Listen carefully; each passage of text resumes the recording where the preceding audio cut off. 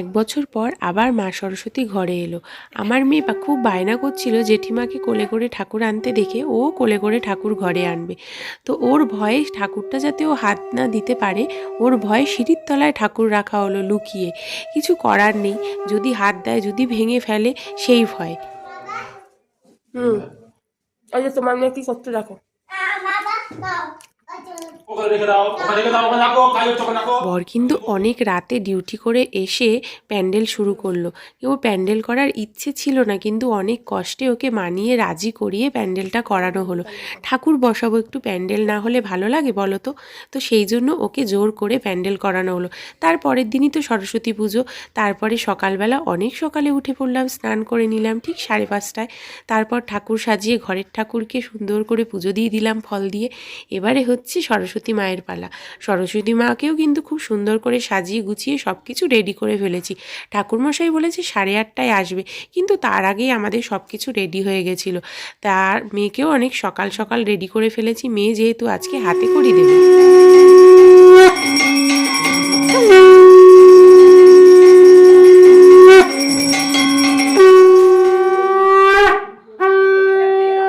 এবার পুজো প্রায় শেষের পথে, অঞ্জলি দিয়েছি আমরা সবাই।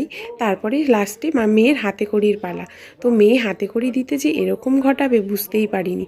ও খুবই জেদ করছিল, হাতে খড়ি দেবে না বলে ছুঁড়ে ফেলে দিচ্ছিল। তো ওদের নিয়ম হচ্ছে সরায় হাতে খড়ি হয়। আমরা ছোটোবেলায় স্লেট পেন্সিলে হাতে খড়ি দিয়েছি। তো তোমরা ভিডিওটা দেখো, দেখলে অবশ্যই ভালো লাগবে।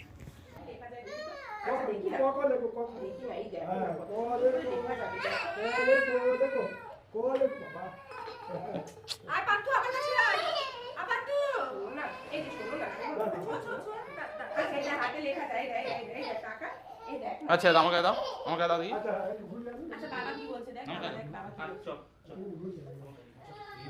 মেয়ে কিন্তু আজকে অনেক সকালে ঘুম থেকে উঠেছে।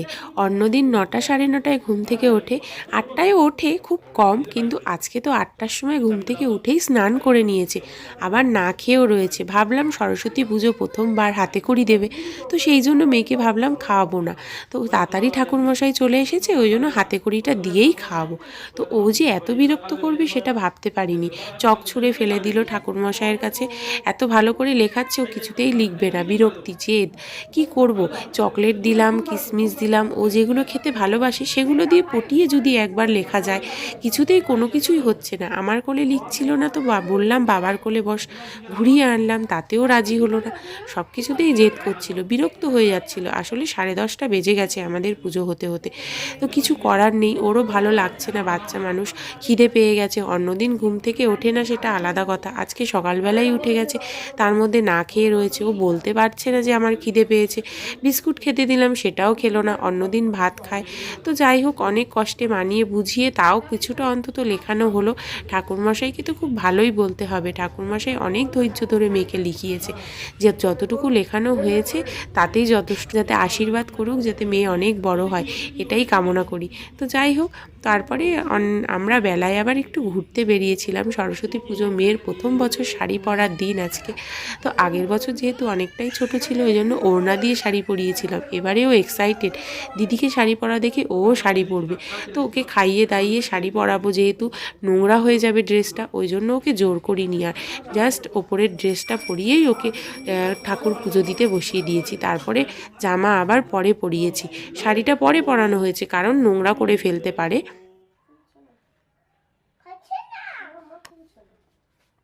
মেয়েকে তো সাজুগুজু করালাম, ও তো সাজগোজ করার জন্য এক্সাইটেড ছিল, তো খুব আনন্দ করে দাঁড়িয়েও ছিল, আনন্দ করে সাজগোজও করে নিল। তারপর ওকে ঘুরতে নিয়ে যেতে হবে, যেহেতু ও সকাল থেকে বাইরে যাবে বলে বায়না করছে। তো তাছাড়া তখন শাড়ি পরানো হয়নি, তো ভাবলাম সাজুগুজু করিয়েই বাইরে নিয়ে যাব। এবার যখন সাজুগুজু হয়েছে, ও আর ঘরে থাকবে না, ও বাবার সাথে বাইরে ঘুরতে যাবে। তো তারপর আমরা ঘুরতে গেলাম। মেয়ে কিন্তু সাজতে খুবই ভালোবাসে। আমি যতটা পেরেছি সুন্দর করে সাজানোর চেষ্টা করেছি। ও চুপ করে দাঁড়িয়েও ছিল, কিন্তু সাজগোজ আর বেশিক্ষণ ছিল না। সাজগোজগুলো কিন্তু সবই নষ্ট করে ফেলেছে।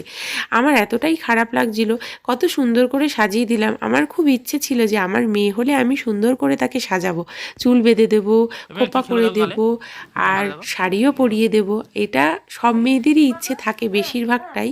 তো যাই হোক, আমি ছোটোবেলায় যেমন করে সাজতাম, যেমন করে খেলতাম, শাড়ি পরতাম, তো মেয়েকে ওভাবে সাজিয়ে দিলাম। মেয়েও বেশ কিউট লাগছিল দেখতে, কিন্তু সাজগোজটা এবার বেশিক্ষণ তাকাও ছিল না, শোনো, একটু সবই তাকাও, খুলে এই যে ফেলেছে। আমার দিকে। সাজানোটাই বৃথা। সাজিয়ে যে একটু বাইরের দিকে ঘুরতে নিয়ে যাব, ও বাইরে যাওয়ার আগেই ঘরেই সব চুল টুল সব খুলে ফেলেছিল। কিন্তু কিছু করার নেই, ছোট, ওকে কিছুতেই বুঝিয়েও আমি পড়াতে পারলাম না। বাবা অনেকবার বলল ফটো তুলবে, সেটাও না। ও কোনো কিছুতেই চুপ করে বসলো না, এবার দিতে হবে। ফটোটাও ভালো করে তুলতে দিল না। হ্যাঁ তো যাই হোক, এবছর হ্যাঁ, অনেকটাই ছোট, সামনের বছর ছেড়ে দাও, নিশ্চয়ই আর কিছু করতে বুঝতে হবে না। শিখবে, তখন আরও ভালো করে ফটো তুলতে পারবো, ভালো করে সাজাতে পারবো। তো আমার ভিডিওটা আজকে এখানেই শেষ করছি। তোমরা ভিডিওটা ভালো লাগলে অবশ্যই লাইক কমেন্ট শেয়ার করে দিলো প্লিজ।